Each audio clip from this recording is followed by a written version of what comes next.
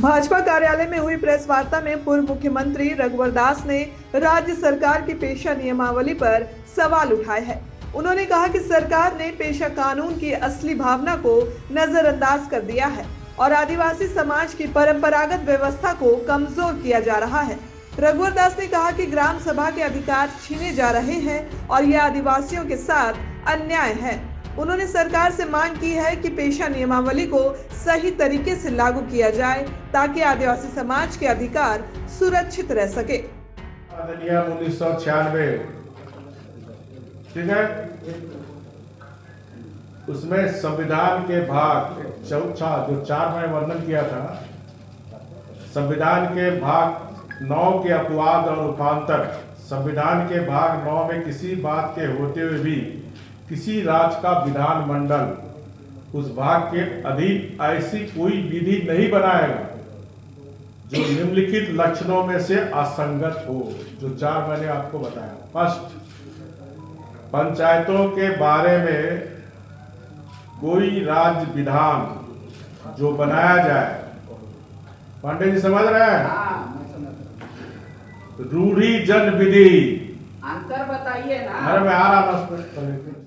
मैं मानता हूं कि हमारे जनजाति समाज की आंखों में धूल झोंकने का काम ये सरकार कर रही है।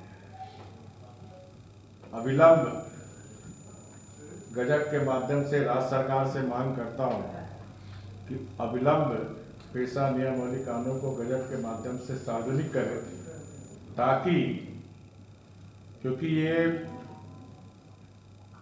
फिर विधानसभा भी जाएगा। कानून तभी बनेगा जब कैबिनेट पास करने के बाद फिर विधानसभा पास करेंगे, तो फिर महामहिम राज्यपाल के पास जाए। तो विलंब राज्य सरकार इस पेशा नियमावली का जो कैबिनेट ने पास की है उसको सार्वजनिक हो, ताकि हमारी झारखंड की जनता, खासकर जनजाति समाज वो स्पष्ट हो कि हमारी जो पेशा कानून 1996 के अनुसार परंपरा और रूढ़िवादी सांस्कृतिक पहचान, धार्मिक प्रथा अक्षुण्ण रहे। इसीलिए 1996 में पेशा कानून शेड्यूल एरिया में, जो झारखंड में 13 जिला 112 प्रखंड में लागू होगा, उसको अविलंब स्पष्ट, जो तर्क की उपयोगिता से परे केवल आस्था और पीढ़ी दर पीढ़ी चले आ रहे पुराने रिवाजों का आंख मूंद कर पालन कर रही। समझ गए पांडे जी? जब 2001 के पहले पंचायत या चुनाव नहीं हुआ था, तब से जो हमारा कोल्हान में जाइए, मानकी मुंडा स्वशासन का व्यवस्था चला। संथाल में जाइए तो माझी परगना का व्यवस्था चला। सिमडगा, लोहरदगा, गुमला में जुड़ाइए, उरांव समाज का पाला राजा का व्यवस्था चला। समझ गए पंडित जी? की धारा 4 का में स्पष्ट प्रावधान है कि पंचायत के बारे में कोई राज्य विधान जो बनाया जाए, रूढ़ी जन विधि, सामाजिक एवं धार्मिक प्रथाओं और समुदाय के संसाधनों की परंपरागत प्रबंधन पद्धतियों के अनुकूल होगा। खा, ग्राम साधारणता आवास या आवासों के समूह पूर्वा या पूर्वों के समूह से मिलकर बने, जिसमें समुदाय समाविष्ट हो और जो परंपराओं और रूढ़ियों के अनुसार अपने कार्यकलापों का प्रबंध करता। घा, सरकार के द्वारा कैबिनेट स्तर से नियमावली बनाकर वास्तव में राज्य सरकार जनजाति जनसंख्या को लॉलीपॉप दिखाने अथवा उसकी आंखों में धूल झोंकने का प्रयास करें। पेशा कानून में आदिवासी रूढ़िवादी व्यवस्था को मिटाने के बजाय उसे कानूनी जामा पहनाकर सशक्त बनाया जाना चाहिए, ताकि अपने सांस्कृतिक पहचान, पारंपरिक न्याय प्रणाली और संसाधनों पर उसका नियंत्रित सुनिश्चित हो सके। छत्तीसगढ़ प्रशासन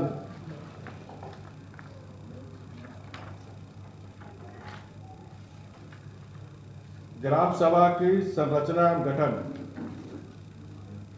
छत्तीसगढ़ पंचायत राज अधिनियम की धारा 129 का के खंड आ से रखते हुए आवश्यकता अनुसार ग्रामों के समूह के लिए आवास या आवासों के समूह के लिए मोहल्ला, मजरा, टोला, पारा के लिए, जिसमें समष्टिक समुदाय परंपरा और रूढ़ियों के अनुसार अपने कार्यकलापों का प्रबंध करता हो, के लिए एक से अधिक ग्राम सभा का गठन किया जा सके। छत्तीसगढ़ का पेशा कानून का गजब है, जिसमें अंकित है स्पष्ट रूढ़िवादी, परंपरा के साथ साथ रूढ़ियों के अनुसार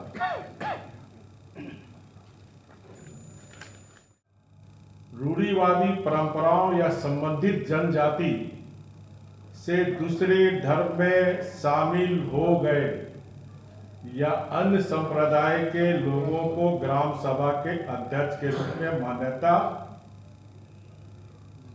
तो नहीं दी जा रही है। ये राज्य की जनता ये जानना चाहती है। साथ ही साथ अभी तो ड्राफ्ट आया नहीं है, लेकिन जिस तरह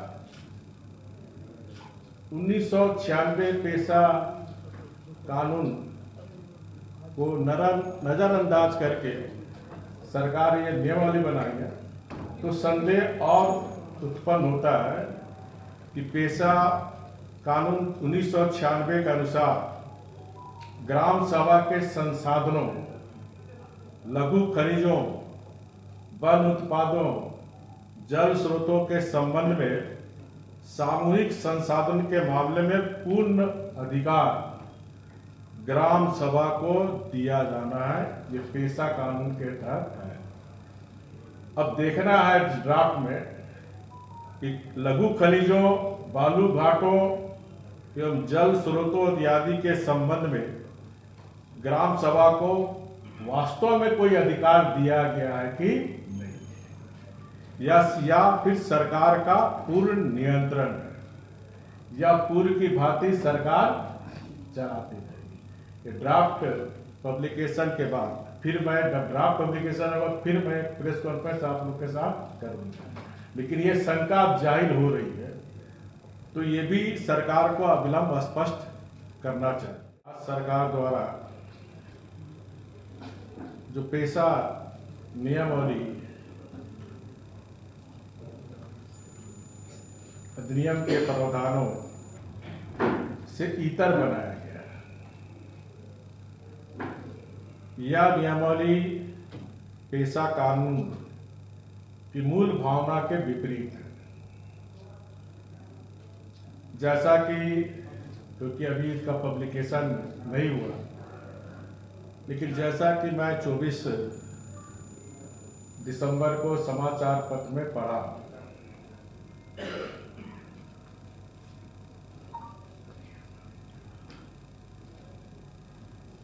उसमें ग्राम सभा से विपरीत अनुसूचित क्षेत्र के पारंपरिक ग्राम सभा क्षेत्र में परंपरा से प्रचलित रीति रिवाज के अनुसार मान्यता प्राप्त व्यक्ति यथा संथाल समुदाय माझी परगना, हो समुदाय मुंडा मानकी देवरी, खरिया समुदाय डोक्टो सोहार, मुंडा समुदाय हाथू मुंडा पाड़ा राजा पहाड़, उरांव समुदाय महतो पाड़ा बेल राजा पहाड़, भूमि समाज से मुंडा सरदार नापा डकवा। ये राज्य सरकार जो पेशा नियमावली में ग्राम सभा अध्यक्ष आदिवासी रीति रिवाज परंपरा को मानने वाले लोग बनेंगे, ऐसा समाचार पत्र में छपा है। उस आधार पर मैं मानता हूं कि ये पेशा कानून 1996 का उल्लंघन है। ये प्रश्न पिछले प्रेस कॉन्फ्रेंस जब पेशा कानून पर मैंने किया था, ये प्रश्न हमारे विपक्षी सदस्य के भी लोग उठाते हैं। तो हाथ कंगन तो आरसी क्या कहावत है ना।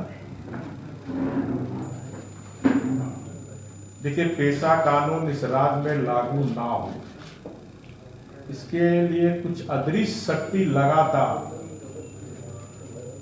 लगी हुई है, जो 2010 से ही इस मामले को कोर्ट में ले जाने का काम करता है। जब मैं मुख्यमंत्री बना, मैं बार बार इस बात को दोहरा, तो हमने 2015 मैंने चीफ सेक्रेटरी और पंचायती राज सचिव को बुलाया पेशा कानून के संदर्भ में। तो अधिकारियों ने जानकारी दी, मामला हाई कोर्ट में है, क्योंकि कुछ लोग जो इस राज्य में पेशा कानून लागू ना हो, रूढ़िवादी परंपरा को मान्यता ना मिले, ऐसे लोग जो 5th शेड्यूल हमारे झारखंड में भारत के संविधान ने दिया है, वो चाहते थे यहाँ 6th शेड्यूल लागू, ऑटोनोमस बॉडी बने, या रूढ़िवादी व्यवस्था ना हो। हाईकोर्ट में भी वो अदृश्य शक्ति हारी, फिर सुप्रीम कोर्ट गई। अंततः सुप्रीम कोर्ट ने वर्डिक्ट दी कि झारखंड में 5वीं अनुसूची ही लागू होगी, और ये जजमेंट 2017 लास्ट के 18 में जजमेंट आया, और फिर हमने 2019 में ड्राफ्ट बनाने का काम किया। कोई भी आरटीआई डालकर आप फाइल देख सकते हैं कि 2019 से जब हमारी सरकार थी, हमने इसकी प्रक्रिया शुरू कर दी।